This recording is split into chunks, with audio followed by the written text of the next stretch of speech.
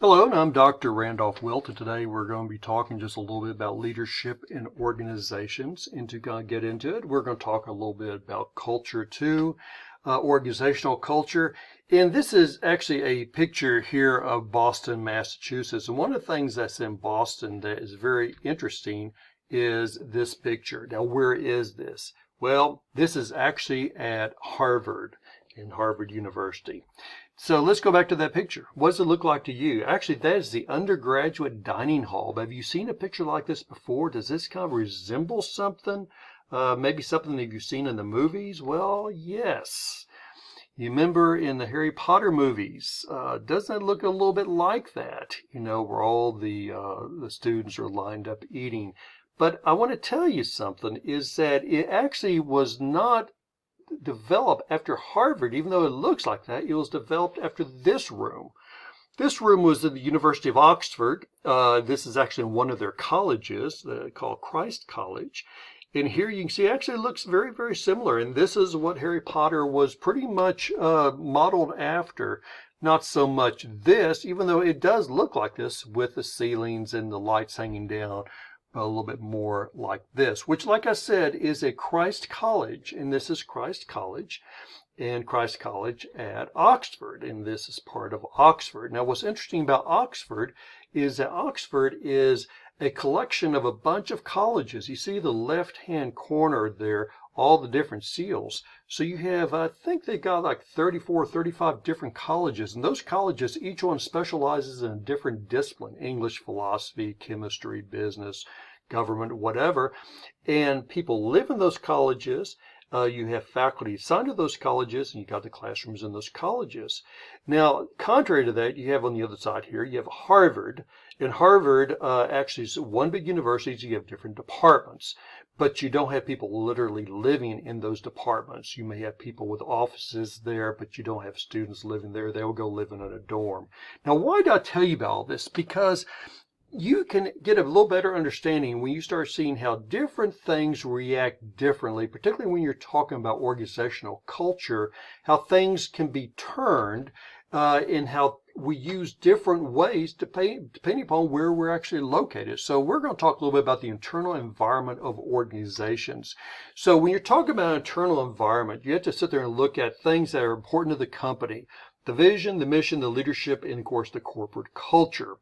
And that's what we're going to talk about very quickly. So let's start talking about the vision. And I want to relate this a little bit back over to those pictures, even though they're more fun than they're educational about Harry Potter and all that.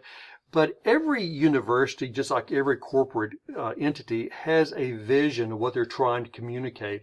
And what you see is what we call the artifacts, kind of like the old buildings at Oxford or Harvard, those dining halls. Now, what is a vision? A vision basically is what the company wants to be. It's something people used to say is something they'll never ever reach, they'll never get to, but it's something they want to be known as. For example, Southwest Airlines. They want to be known as the airline of choice. But even better than that is U.S. Department of Education. Their vision is no child left behind. Do you think they ever can get to that?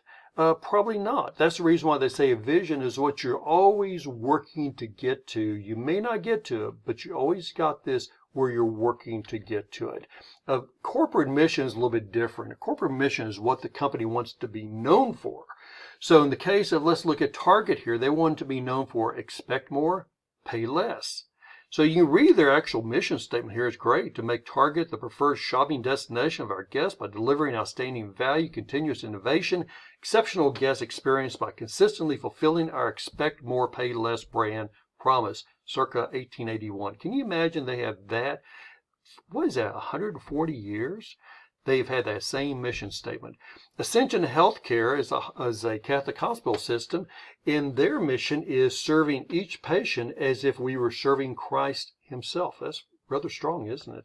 Very, very, very potent, very, very powerful on that. Now let's talk about leadership for a second, because leadership is the way you manage the human assets of your company. And you have also what's called the box style, and this is a little bit what we call the box style, and this is where you have 3 arrows going directions. And most leaders will pick one or two of these arrows. Very seldom you see them picking three, but most of them they just really follow one. And these are transactional, transformative, and servant leadership. The first one let's talk about is the transactional leadership. And transactional leadership means that the person is giving out directions like they are military, like a general telling the sergeant what to do. This is a picture here of Lee Iacocca. Lee Iacocca, he was known because he took Chrysler out of bankruptcy and made it a really, really good, profitable car company. But it's because he had a really good vision, he has a great mission, and he knew how to do it. I always refer to transactional leadership as the Captain Kirk on the USS Enterprise Star Trek mentality, where you sit there in your chair and you tell people what to do, fire that phaser, fire those torpedoes. That's what a transactional leader does. And that is really good. People like Lee Iacocca does a great job. Now, the problem is that there's a lot of leaders out there who are transactional leaders who don't know what they're doing. They don't know the proper way to do things. And instead of leading their company out of a bankrupt situation or helping them to grow, instead they take them into a bankruptcy because they have bad management styles, they have bad ideas, they don't actually know what to do with the company, where Lee Iacocca was a little bit different. Now, how does that type of leader communicate? This is what we call the human action communications, where basically you can see here, the leader is the box, and the leader tells the audience, the stakeholders, the employees what to do. It's a one-way communications. Now let's move over to the next one, the transformation leadership or transformative leader. This lady here, she was the president of Pitney Bowes, and she was known to be a transformative leader. Now, what's the difference between transactional and transformative? The transformative leader is like a funnel. They take all the ideas from the staff, from the employees. They encourage people to come up with ideas, come up with thoughts, and it all funnels to the leader, and the leader then arranges it, sees what's good, what's bad, and then it funnels back out again, and then they implement it. So at this point, the leader isn't saying, you've got to do it my way. The leader is sitting there saying, give me the ideas. I'm going to transform them into what can work for our company, how it fits our mission, how it fits our vision. And this has been very popular. As a matter of fact, I think it was the 1980s, 1990s, where this became extremely popular, that you were transforming your company by letting the employees be empowered to come up with the ideas. Now, the communication model for this one here is what we call a transaction. A transaction means that the communication is going back and forth. So the employees tell the leaders, this is what we think. The leader said, well, let's refine this. Tell me again. It keeps going back and forth, going kind of through that funnel. Now, maybe you all know Walt Disney. You probably do. I mean, he's a very popular guy. He died back in the 1960s. As a matter of fact, he was a little bit of all three of these leaders. He was a transactional leader. He told people what to do. He had a great vision. He knew what to do. So therefore, actually, everything they did turned out very, very good, basically. But he's also transformative because he wanted his people to tell him ideas. He didn't call them engineers, he called them Imagineers. So he wanted them to imagine things, and they told him about it, and they went through his funnel. And there's actually a movie made called Saving Mr. Banks, where Tom Hanks played Walt Disney. And Saving Mr. Banks was very interesting because this is where you're seeing Walt Disney coming through as a servant leader. Now, in this picture here, you see Tom Hanks, and this lady next to him was called P.L. Travers. Her real name was Helen Goff, but she used the name P.L. Travers, and she wrote a set of books. And that set of books are the Mary Poppins books. And the first Mary Poppins film was made back, I think, in 1964, thereabout. But the story is that ever going back to 1940, Walt Disney, when he first saw the books, Mary Poppins, that his kids were reading, he wanted to get the rights to make movies of them. But P.L. Travers would not let him have the rights. And the reason why, she said, you're going to turn it into a cartoon. You're going to turn it into something no one is going to like. You're going to destroy my Mary Poppins.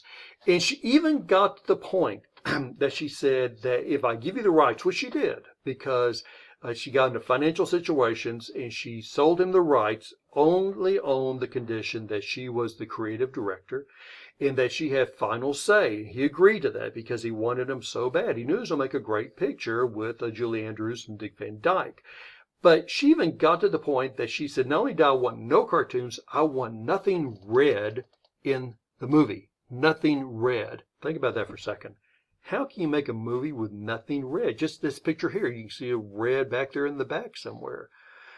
Well, Walt Disney said this doesn't make sense at all. He said, my goodness, this takes place in London. You got red mailboxes. You got those red phone booths. My goodness, he said, the British flag is red. He said, I cannot make a movie without red. And she couldn't quite figure out what's going on that. But this is where he became a servant leader, because he started to dig down and he's trying to figure out what was causing this attitude. So he was looking, and look at the servant leadership. He was trying to build a community with her. He was trying to go in there and do some persuasion, do some listening, trying to be empathetic. It turned up that one of the reasons why she was so opposed to red was because her father, whose name was Travers Goff, that's how she picked up the name P.L. Travers, actually died when she was young, and he died of tuberculosis. If you know anything about tuberculosis, you're coughing up, and unfortunately you cough up blood in latter stages. So she was seeing her father cough up red blood. So she was very opposed to red, and she was using that a little bit just to control Disney, but she also did have an issue with the red. Disney, as a servant leader, said, it's not what I want, but let's see what the problems were. Let's have some foresight. And he started listening to her, and he started this healing process of saying, let's talk about this. Let's see what we can do to make this type of movie into what you like. And over time, they became good workers, and he became a great leader to her because he was empathetic. It says he listened, and he was trying to heal things. As a matter of fact, in the movie, you start seeing that the person who plays the father, Mr. Banks, he actually wears a red carnation. And so it's amazing how he moved it from no red to one of the stars in there actually wears the red carnation. Now, the servant leader model is a communication model that is an interaction, where you have this constant communication. It doesn't go and come back. It just always flows. Sometimes you can sit there and say there's interruptions along the way, but that's what it is. Let me show you a good example of servant leadership. No, not really. I just have to put that picture in there anyhow. No, it is going to be Truett Cathy, who founded Chick-fil-A. He did die in 1914.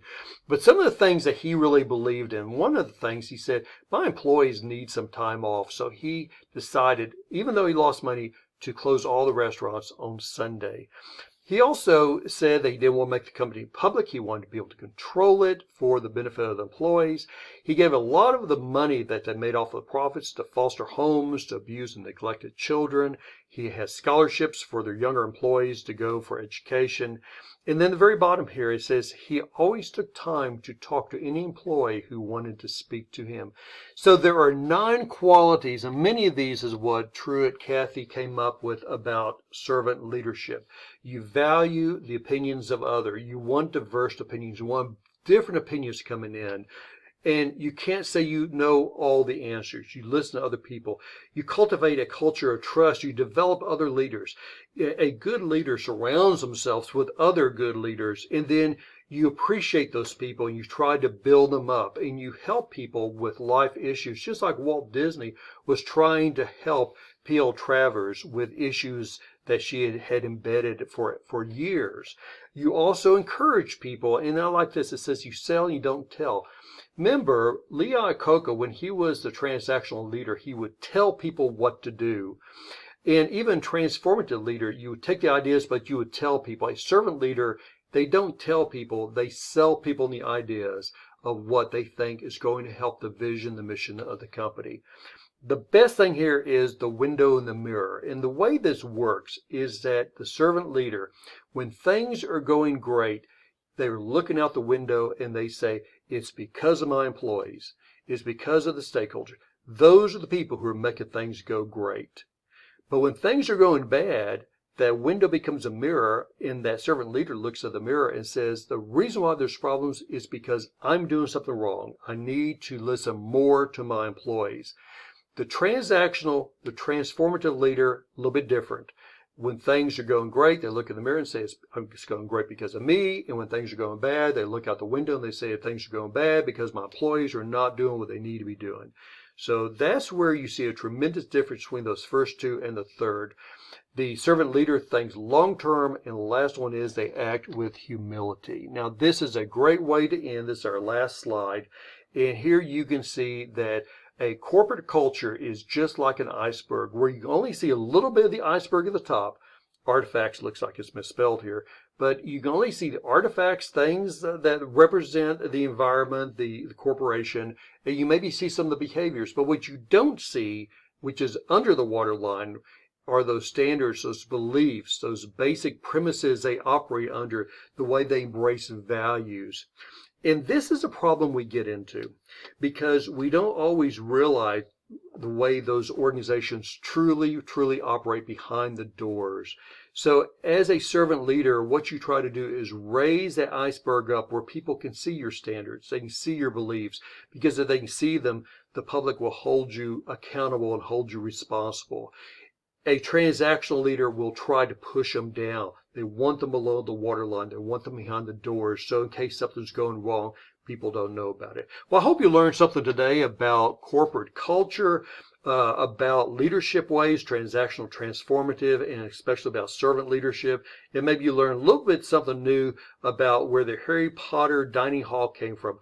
Now, that is it for today. I hope you have a wonderful day, a wonderful week, and we'll talk to you again soon.